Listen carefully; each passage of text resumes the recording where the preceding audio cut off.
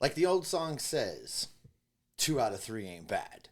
And the Reds have taken that to heart as they took 2 of 3 over the weekend in Queens. We'll discuss another series win on today's Locked On Reds. You are Locked On Reds, your daily Cincinnati Reds podcast, part of the Locked On Podcast Network, your team every day. You are Locked On Reds. Thanks so much for joining us here today on the only daily Cincinnati Reds podcast, at least that I know of. Locked On Reds is brought to you by the Locked On Podcast Network. We are your team every day. My name is Jeff Carr. He is Steve Offenbaker, and we are lifelong Cincinnati Reds fans that have turned an addiction into information for you. And as you can tell by our jerseys, we went to the Bengals game on Sunday. And as you can tell by my voice, we went to the Bengals game on Sunday. You can listen to Locked On Bengals for how that went. We were talking about this 2 out of 3 series win that the Cincinnati Reds had over the New York Mets and Flushing Queens. We're going to look at some lingering questions that remain after the series ended. Yes, there are 11 games left in the season, but we don't know everything just yet.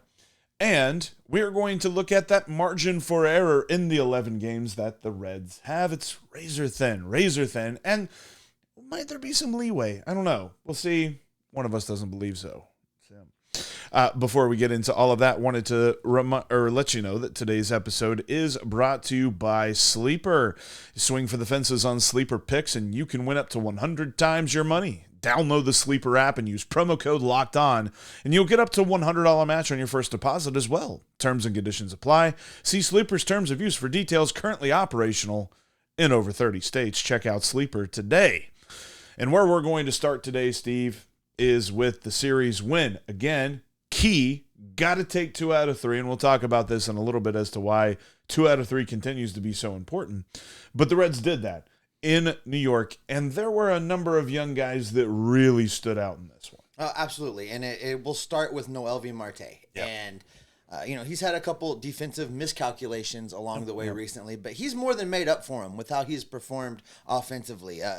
4 hits in 2 games, including 3 in Friday's win. His September slash line, 415, 455, 537. You got to love that. And that's one thing, too. Like you mentioned the defensive miscues. Like if you can overshadow that, if you can make up for that with your bat like he is in the month of September, I'm not that worried about it. We're starting to see him come around. We haven't quite seen the power come around just yet. I know he's hit a couple of bombs this year, but nothing crazy like we were seeing in the minors. But we are seeing the overall good hitter at the plate coming around. He's kind of upped the plate discipline this month as well, 17 days into the month of September, and he only has 5 strikeouts. And he is a guy, we'll talk about lineups in a minute as well, but I kind of want to see him higher up in the lineup, especially against left-handed pitchers. It can't hurt at this point, especially with some of the lineups. As you mentioned, we're going to talk about this because there's been some lineup wonkiness going on. So why not try it, Noel Marte, a little bit higher? But something you just slipped in there, and I want to make sure we give it its due. Just 5 strikeouts in the month of September. Yeah. Now, I know September's not over. We're only, as of this recording, at September 17th. There's still a little ways to go, but that's really good. I think he's doing a good job of fighting off pitches. He's doing a good job of putting the ball in play. Yeah. Now, he's not getting on base every single time, but that 415, 455, 537 slash line says he's doing a pretty darn good job, and he's not striking out very much on top of that. So, we've seen it a lot with some of these young players. They have the success, but if it's not a hit, it's a strikeout. There's no fly balls. They're not sack flying anybody. They're not driving in runs other ways. They're not doing anything that could create miscues, help the team out. That's not the case here. Noel Marte is having great at-bats.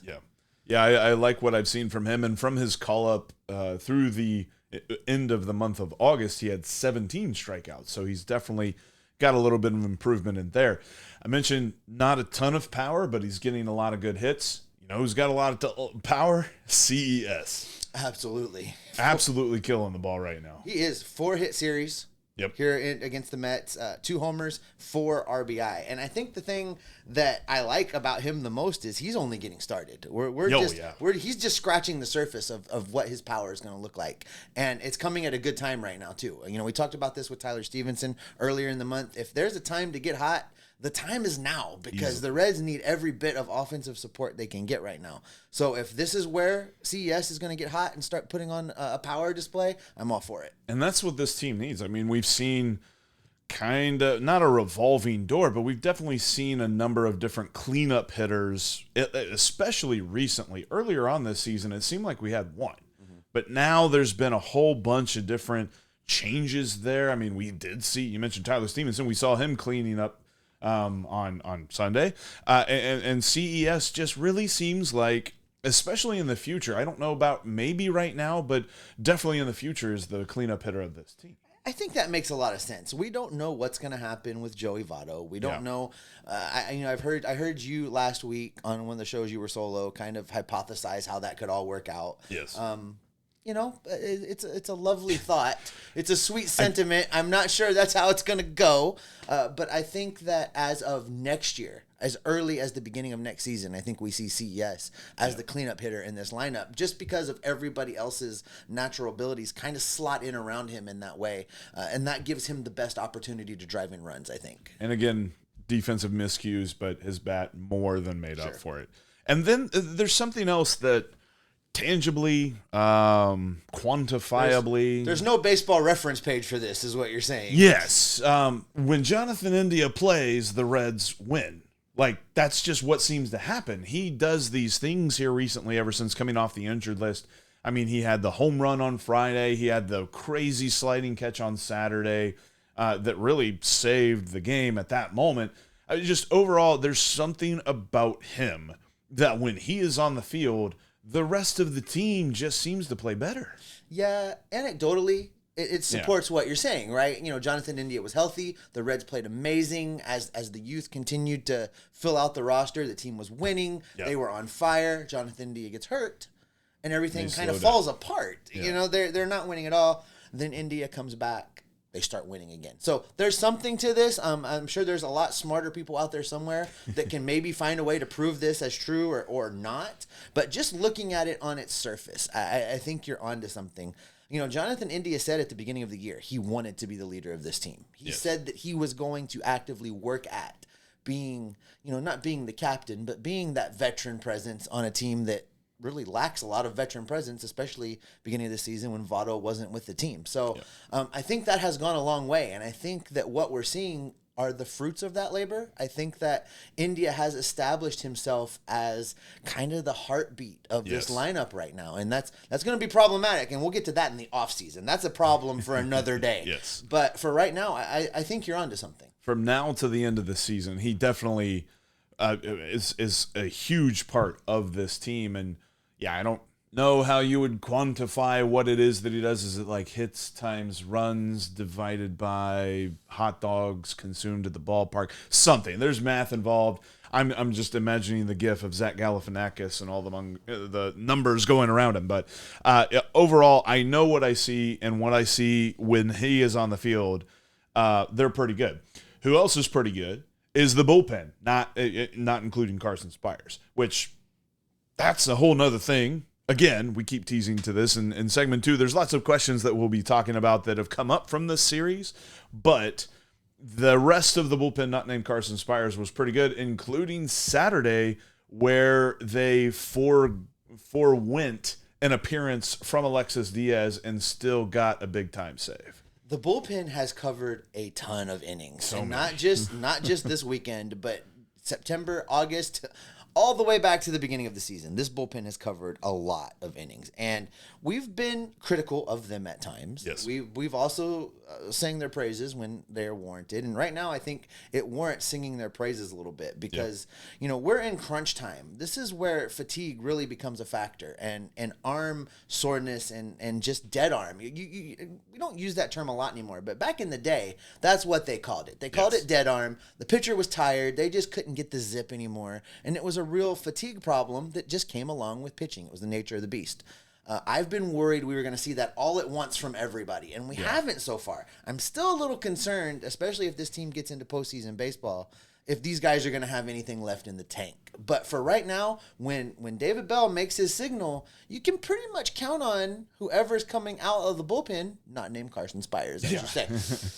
Poor guy. He gave the Reds a few innings the other day. Not a few good innings. It was a few innings. It was not very good. But overall, it was a winning weekend in Flushing, Queens, thanks in large part to the young hitters and Jonathan India in the bullpen. Yeah, absolutely. These young hitters, there's multiple young hitters that are getting it done, even as the playoff pressure mounts. And while many players are performing well, Jeff, we've teased to it several times now, there are some lingering questions that the Reds need to answer if they want to secure this wild card spot. And coming up, we're going to discuss what those questions are and what the Reds can do about it. Before I tell you about any of that stuff, I want to talk about Jase Medical. Thank them for sponsoring today's episode. Modern medical care and treatment are important, but our global supply chains are fragile. Things like pandemics, natural disasters, even foreign travel can cut you off from the treatment that you need. Jase Medical is your solution. Just fill out their online form and one of their board-certified physicians will review it to determine whether medications are safe and appropriate. In addition, you will be able to send your physician a message for answers to treatment-related questions anytime. Everyone should be empowered to care for themselves and their loved ones during the unexpected. That's why Jase Medical offers the Jase Case. The Jase Case provides 5 life-saving antibiotics for emergency use and gives you a peace of mind so that you are not just hoping that you have access to the medication you need in an emergency.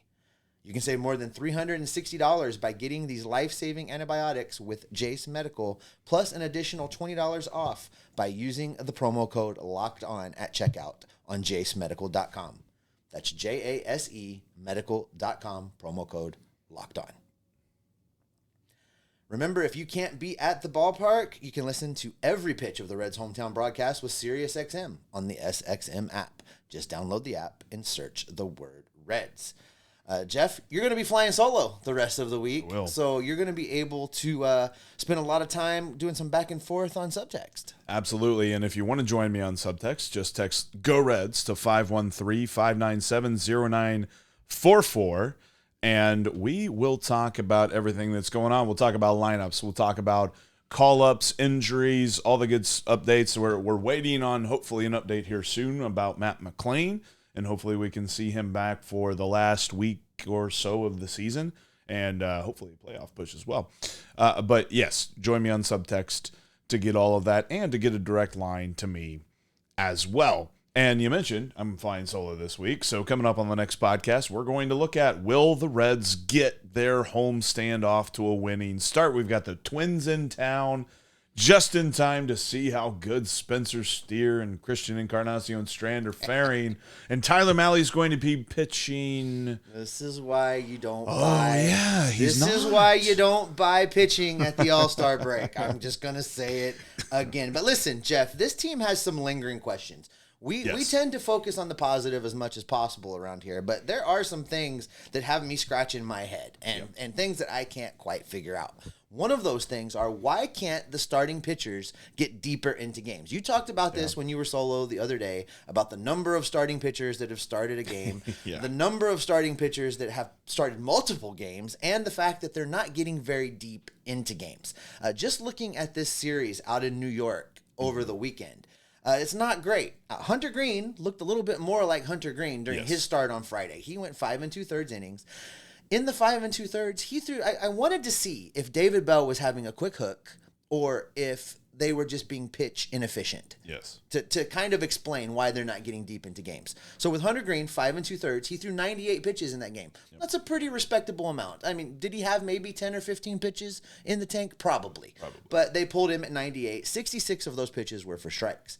Then we get to the Saturday start with Andrew Abbott on the mound. I am really concerned about Andrew Abbott. Yeah. You and I talked about this months ago. I should find the clip where Nick Krall said there is no pitch limitations. There's no innings limit on Andrew Abbott.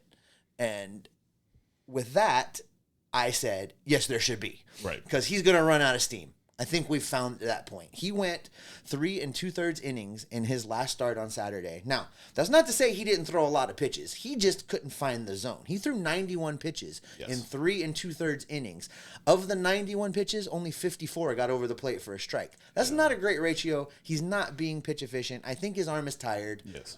It's a problem, and I'm really concerned about it. And then we get to Brandon Williamson. Now, here's one where you and I have felt like for a while now, that just specifically with Brandon Williamson, David Bell has a bit of a quick hook. And I think that the numbers reinforce that. Brandon Williamson went 4 innings in his start yesterday. 79 pitches, 53 for strikes. That's not bad. Yeah. He clearly had more in the tank, and still David Bell made a move into a bullpen that needs a darn day off. Yes. And I wonder, too, it's weird because we talked about this a lot off air.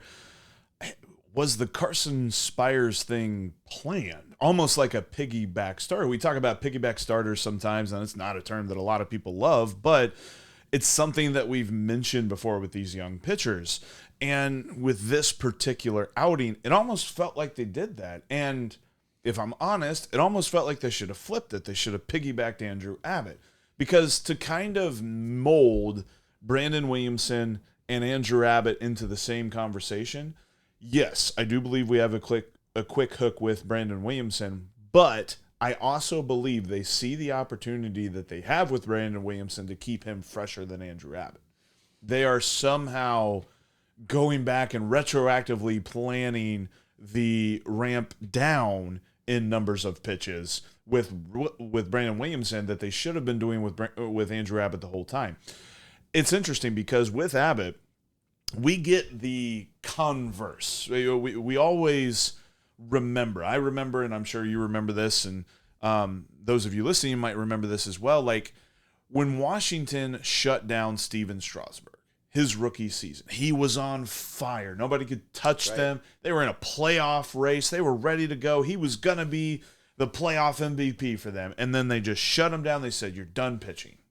You're done. We'll see you next year in spring training." To borrow a football term, he hit the hard cap. He was done. He hit the hard cap, yeah. And everybody was like, "What? How can you do that?" We're seeing the other side of this because they're pitching Andrew Abbott through that hard cap. They're saying he's going to be okay. But as much as I loved it at the time when they said that, I think retroactively, I don't know if a shutdown was the right answer. But I don't know what they've done right now is working either because he certainly is not effective. No, it's not. And I think, I've said before, you've heard me say this, and I've said it on the show, that an inning you can save now is an inning you can use in October if this team makes the playoffs. Yeah. But if you're going to do that, you need a better plan than running the same 5 guys out there until their arms fall off. Now, maybe Spires was that plan. Maybe you're right. Maybe, David walked by Spires and said, "Listen, you're throwing X number of pitches. I don't care what the results are. Yeah. This is what you're throwing today." But that's a give me then. They're giving away a game in a situation where they can't afford to give away a game. So I'm not sure what David Bell is doing. And that leads me really into the next part of this conversation, which is David Bell part of the problem right now? He's been praised. He's being projected to be the National League Manager of the Year. If this team makes the playoffs, he will be the National League Manager of the Year. I think he's done more good than not good. I think he's done a lot of things, but he's not perfect. And I feel like there are some issues. I feel like he lacks a plan in those situations. Yes. And doesn't necessarily think them all the way through. And I don't know if that's solely a David Bell problem. I mean, for all we know, he's calling Nick Krall every day and saying, "Hey, you need to get me a fresh arm for Wednesday because this is what I'm going to do." Right. That might be happening, and Nick's could be telling him no. We don't know.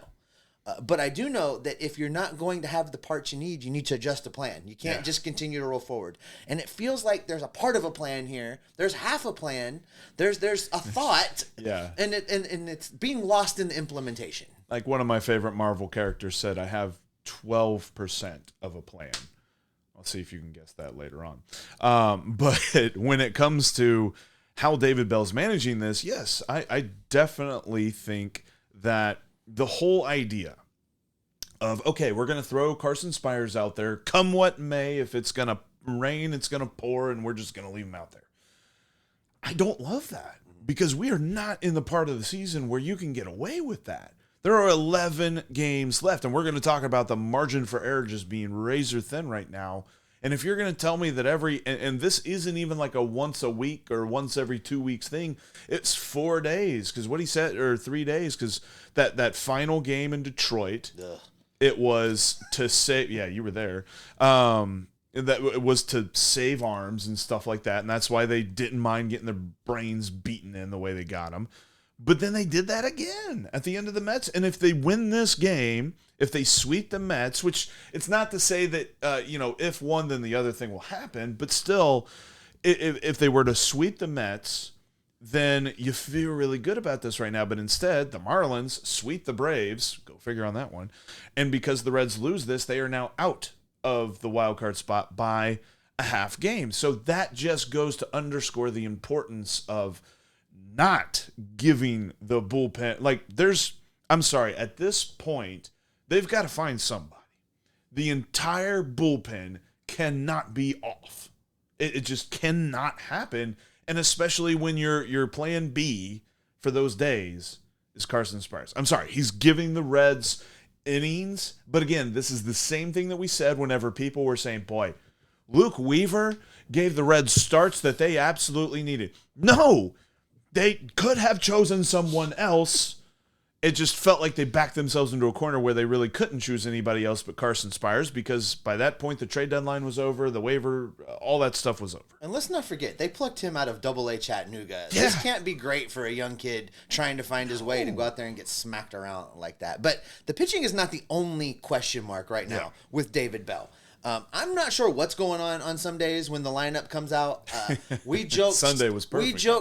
We joked yesterday when that lineup came out that maybe he dropped all the names in one of those bingo spinners, and the player's number would pop up, and that's who's batting, because Spencer Steer, the home run leader on the team, the guy with the most power demonstrated in the lineup this season, bats leadoff, and my guy, Tyler Stevenson, who comes nowhere close to hitting the 30 to 40 home runs I wanted him to, is batting cleanup. And it just doesn't make a whole lot of sense to me. No, and him batting cleanup, you had Elly down at the bottom, which I understand a little bit of that because they're trying to work through some stuff with him. So you want him to work through it down at the bottom of the lineup. But yeah, Spencer Steer leading off, like we mentioned in the first segment, Noelvi Marte is absolutely just destroying the baseball right now in the month of September. You could put him up there. Nick Senzel kills lefties. Put him up there. I mean, he had another good game on Sunday, 2 hits against the lefty. But you're putting a dude in Spencer Steer who has one game. I was surprised. I was looking this up right now. But he has one game where he hit leadoff. That surprised me to even see that he had one. I don't think he's the guy you want leading off. We talked about this. There's been a just constant churn of somebody who can hit cleanup, and we're trying to find consistent RBI guys. He's been the most consistent RBI guy. So why is he the guy that's on base?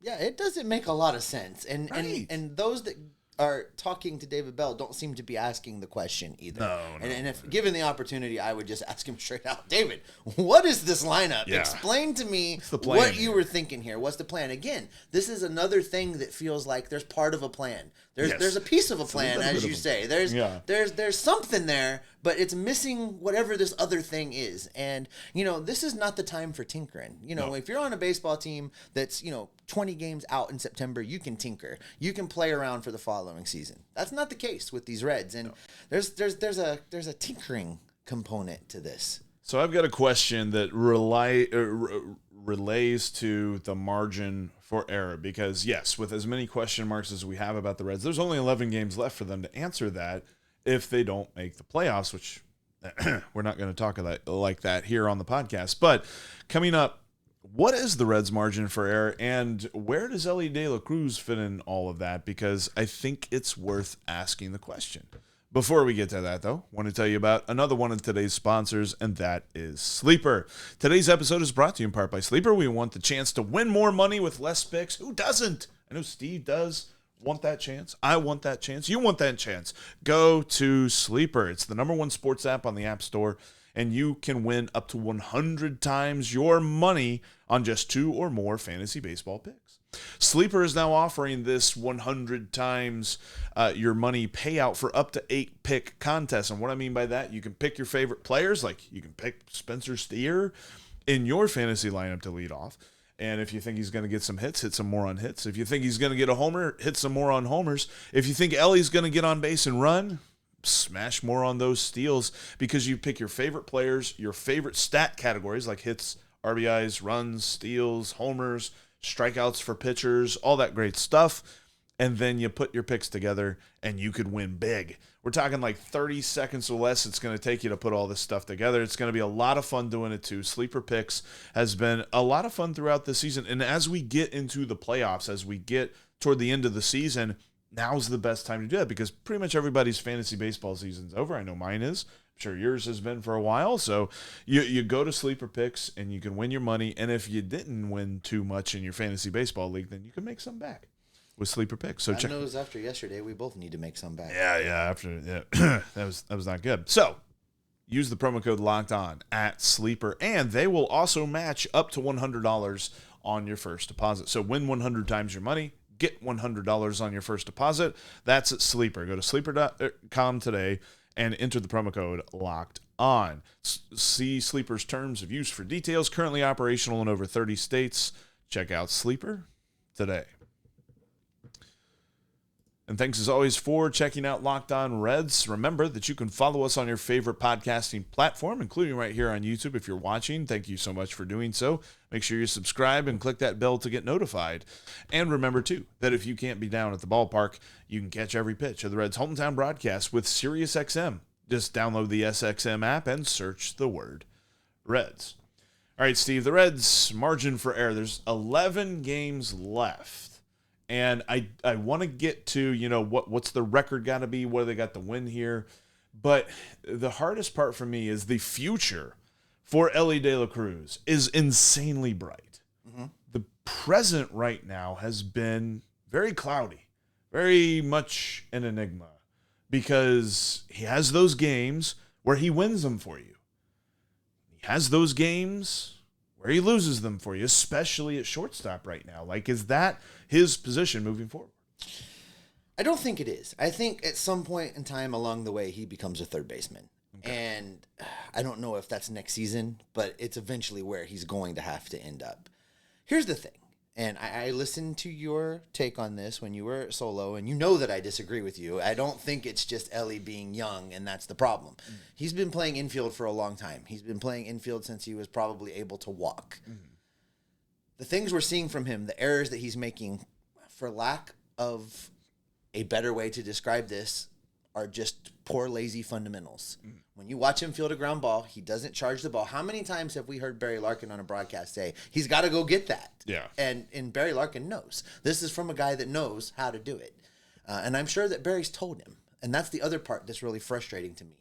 I'm sure people are telling him. But instead, he sits back and he does the side thing so that he can gear up and wind up and throw that 100-mile-an-hour ball across the infield. That's not the time for that. Right. Now is the time to be playing sound, fundamental baseball in order to help this team get that wild card spot. Yeah. And every time he lays back on one, every time he catches it on the side, every time he lays it, he puts the Reds in a position to not win the game because he makes an error. That's fair, and I think that you're right. He definitely has to make that routine out. I think he will. I think that this offseason, it's going to be very key for him, and I do think we'll see a different Elly De La Cruz next year. We're going to see a more disciplined Elly De La Cruz. We're going to see a dude that probably focuses more on the little stuff there. I mean, I just think that there's something to his game that he is going to be so special in the future, which is the hardest part about these next 11 games is that it's like we can't wait for the future now. We have to go get this. So I understand why he's batting ninth in the lineup.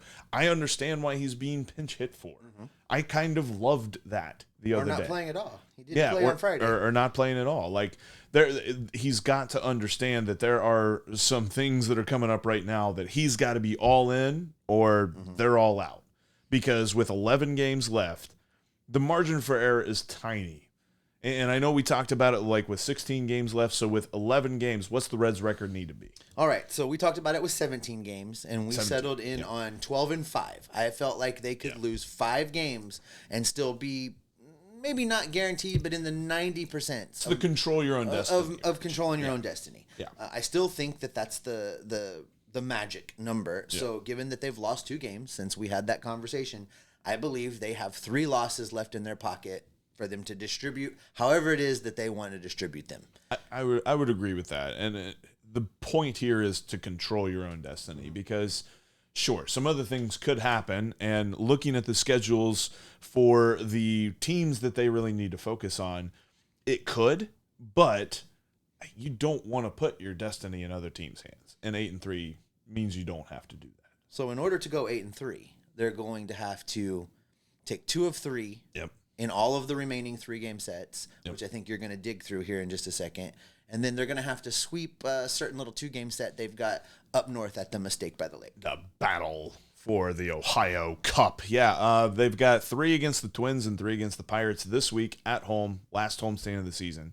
2 against the Guardians up in Cleveland, and 3 against the stinking hated Redbirds of St. Louis Cardinals. There to finish up the year. And I find it intriguing because I think they have a leeway for 1 loss. As in, if they lose 4 games, then they do need something else to happen, but I think they could still make it. Controlling your own destiny is 3 losses. And when you look at that schedule, I feel like they've got a good shot to sweep the Twins. The home series are so key. I know this team has not been that great at home this season. They've been much better on the road, but I think this is where they really buckle down and they really take these series. I definitely think they sweep the Twins. I think they take 2 out of 3 from the Pirates. I think the Pirates are still they're like the bugaboo, the thing that they just the itch they can't scratch. Let's go with that. So then you go into the road series only having lost 1 of those games, and I like that, having the ability to only to lose 2 games as you head into those final 5, maybe 3. So I agree with you on the win-loss count there, but I think it's much more likely that 2 of 3 from Minnesota, and then I think they'll sweep the Pirates. I think there is enough urgency with this Reds team right now that they'll go out and sweep a Pirates team that's pretty much packing it in at this point. Their season's done. The importance of that is if they get a sweep in one of those 2 home series in this last homestand, that is a loss that they can bank to take into St. Louis, because St. Louis always finds a way with their devil magic to mess us over. It's true. They always do. I want an extra win in the pocket so they could lose 2 of 3 in St. Louis and still fall within the margins of 3 that we talked about. So I would like to see it go that way. I like that. Looking at the field, the reason that I think 4 is doable is I'm looking at the Marlins, because I think I don't necessarily think the Giants are done, but I don't necessarily get that scared by them. I look at the Marlins and I look at the Diamondbacks, and the Marlins have 3. They really have 6 against the Mets. They have 3 at home against the Mets, and then they go on their final road trip of the season. They play 3 at the Mets. Then they got 3 against the Brewers at home, who are still trying to clinch the division. They'll still be playing for something. And their final series of the season is 3 on the road against the Pirates. That's a little bit tough, but I feel like the Mets right now are the disrespected NL East team, and they're going to play their NL East rivals tough. So I think that the Marlins might have 4 losses in that group, maybe 5.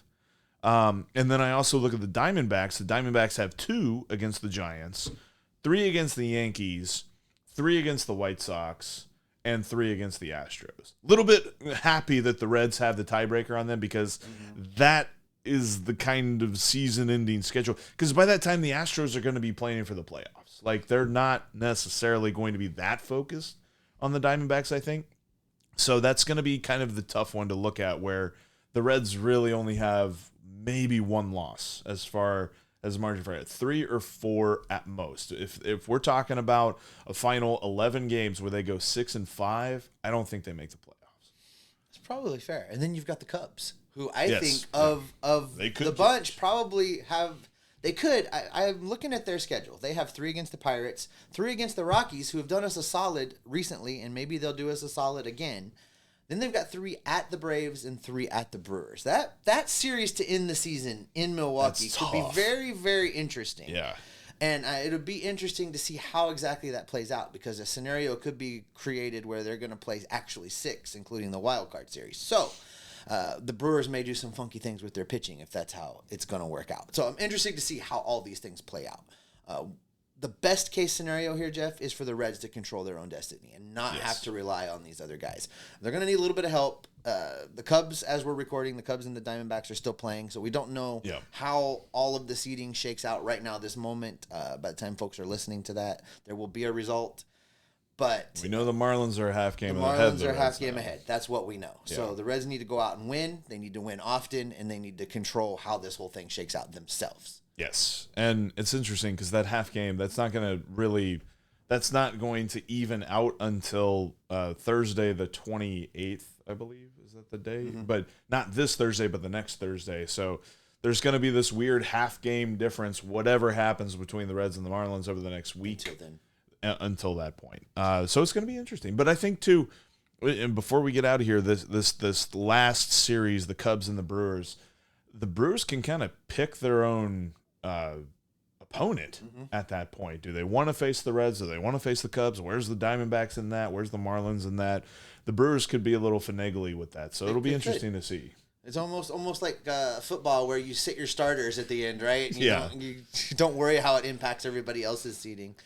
But that's probably a good spot to go ahead and wrap it up for the day. Before we get out of here, don't forget, you can catch every pitch of the Reds' hometown broadcast with SiriusXM on the SXM app. Just download the app and search the word Reds. Also, before we get out of here, quick shout out to Luke Ball, turning 6 today. Happy birthday, dude. Happy birthday. Happy birthday. And that'll wrap us up for this edition of Locked On Reds. As always, thanks for making us your first listen every day. Everydayers coming up on the show tomorrow. Will the Reds get their final homestand of the season? Started off with a win. I'll be all over it, as Steve will be out of town. So make sure you join me tomorrow. Look forward to seeing you. Until then, what can the people expect from me? Because, well, you're going to be on a beach. I'm going to be on a beach. And not my normal beach, a different beach. I'm mixing it up a little bit. But they can expect that we're going to keep an eye on all of these standings. If there's major news that breaks or if big thing happens, I may come back on remote from a white sandy beach somewhere. We're going to gather up all the information of everything that's happening now on a daily basis because things are changing game by game, inning by inning. We're going to bring it all back right here to keep you locked on Reds every single day.